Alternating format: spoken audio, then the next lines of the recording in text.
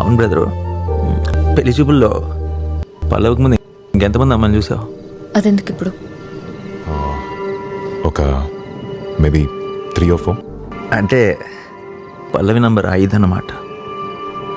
మిగతా అమ్మాయిలు ఇంకెవ్వరు నీకు సెట్ అయినా పల్లవి నీ లైఫ్లో ఉండేది కాదు. పల్లవి నీకు ఆప్షనే తప్ప చాయిస్ కాదు. కానీ నేను అలా కాదు కదా బ్రదర్. తన్నే ప్రేమించాను, తన్నే పెళ్లి చేసుకోవాలనుకున్నాను. చావైనా బతుకైనా తనతోనే అనుకున్నాను. నాది కదా ట్రూ లవ్.